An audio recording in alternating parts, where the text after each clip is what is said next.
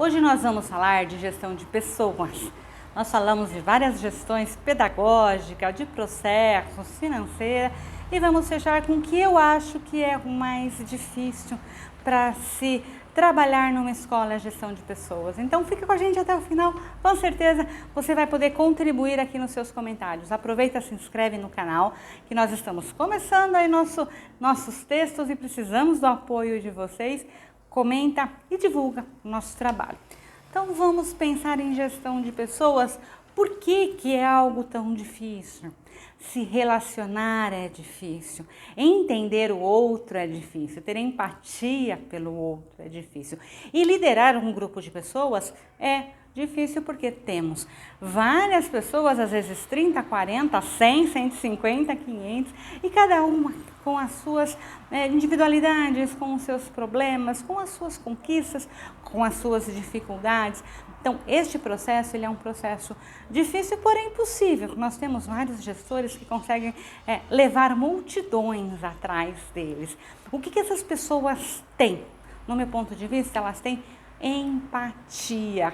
Acredito que o segredo da gestão de pessoas é empatia, se colocar no lugar do outro. Isso não significa que quando você tem empatia, você vai deixar todo mundo fazer aquilo que quer dentro de um ambiente escolar, que você é o gestor. Não é isso, mas você consegue estar dirigindo a equipe, entendendo o problema das pessoas. Se você entende, você consegue conversar e se comunicar com ela de forma mais tranquila. E aí ela com certeza, apesar de fazer alguma coisa que ela não queira, que ela não esteja com vontade, como você tem empatia, ela vai perceber que você está entendendo e que ela tem que fazer determinada coisa ou determinado processo. Então a empatia, no meu ponto de vista, é o principal, né? Aí nós temos que ter um dos pilares da educação muito forte, que é aprender a conviver. E essa empatia, ela não pode ser apenas do gestor para o professor, mas ela começa por aí. Se o professor não trata bem o seu aluno, talvez ele não esteja sendo bem tratado pelo seu gestor. Talvez o gestor não esteja sendo bem tratado pelos políticos que deveriam estar tratando bem, né, os seus chefes, enfim, essa lógica de um grupo estar acima do outro com poder e definindo as regras do jogo, às vezes traz uma série de problemas. Então, conversar com as pessoas, entender as pessoas, conversar com as pessoas olhando nos olhos, de forma individual. O pior, né, uma situação muito ruim que acontece, às vezes o gestor chega numa determinada situação, numa sala de aula ou numa sala de professores ou meio no pátio e dá uma bronca, né, mesmo que seja com a maior delicadeza no mundo, na frente de outras pessoas. Isso é horrível para a autoestima. Não que a pessoa não precisa ser chamada a atenção, precisa, em determinados momentos sim, mas vá para um lugar em particular, reservado, de preferência de forma muito tranquila e converse com ela abertamente, mas não a exponha. É aquele negócio, a gente elogia em público e a gente repreende ali quietinho no individual. Isso cria menos problemas, as pessoas vão ficar mais dispostas a ouvir e quando elas forem chamadas a atenção, elas precisam ter o direito de falar aquilo que elas querem falar, com todo o respeito do mundo. Às vezes elas têm argumentos que justificam aquilo que ela fez, às vezes não, por isso a empatia é importante, você precisa falar o que precisa ser dito, ouvir o que a pessoa tem a dizer e ali naquela conversa vocês encontrarem um caminho para se resolver o conflito ou o problema ou a situação. Então, esse caminho é o caminho mais lógico porque você está respeitando o outro. Você fazendo isso com os professores, eles provavelmente farão isso com os seus alunos, porque é a mesma coisa. Chamar a atenção do aluno no meio de todo mundo não é legal. Por quê?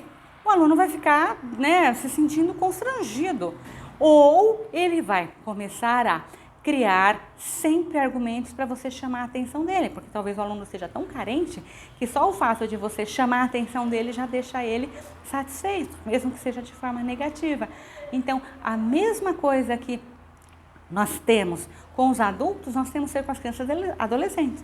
Não chamar a atenção do aluno na frente de todo mundo. Se você precisar conversar com um aluno, dependendo da situação, vá conversar em particular.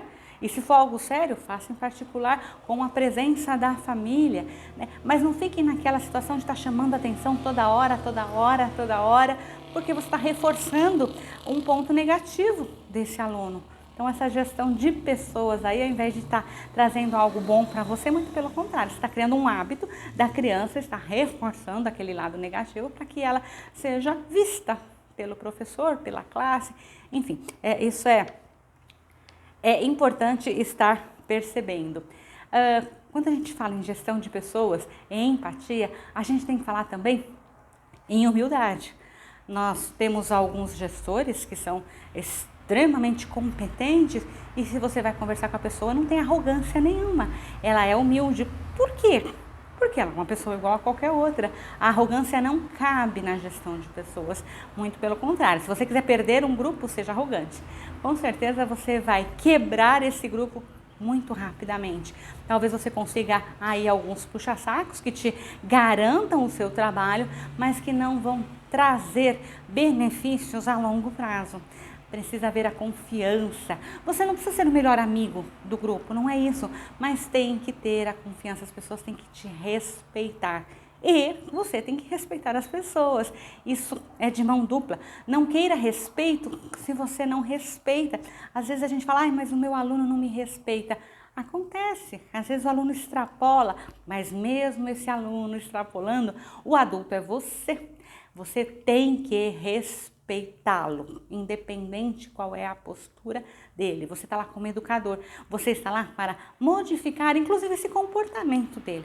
Se ele tem um comportamento agressivo, estranho, inadequado, você é o adulto, você não pode ter um comportamento estranho, né, inadequado. Você tem que estar na sua postura de respeito, mesmo que ele te desrespeite. Então, se ele te desrespeita, você tem que estar procurando, né, a direção da escola e passando a situação e não voltar com a falta de respeito para essa pessoa, porque senão você cria um ciclo vicioso e você não consegue sair desse processo. E aí você entra num problema que acredito que é muito ruim. Você passa a ter raiva do seu aluno, você fica magoado com o seu aluno. Desculpa. E isso não cabe ao professor. Por mais que o professor tenha sentimentos, por mais que o professor se sinta incomodado, ele é o professor, ele é o profissional. Ele não pode deixar esses sentimentos atrapalhar no seu trabalho. É a mesma coisa, você imagina um médico, né? Que é uma situação totalmente diferente. Ele vai fazer uma cirurgia e por um acaso a pessoa que ele está fazendo a cirurgia foi a pessoa que bateu no carro dele há 1 ano e meio atrás. Ele vai fazer a cirurgia de forma inadequada? Não pode. Ele tem que ser um excelente médico, cirurgião e fazer o melhor possível. Então, para o professor é a mesma coisa. Sei que é difícil. Por isso, acredito de verdade que o professor, todo professor, precisaria fazer terapia. Porque é difícil, a gente trabalha todos os dias 5 horas com uma turma, 5 horas com outro para quem dobra. Tem professor que tem 3 jornadas. Então, o nível de desgaste emocional que o professor tem, ele é muito grande. Por ele ser muito grande, ele traz junto um monte de problemas de relacionamento.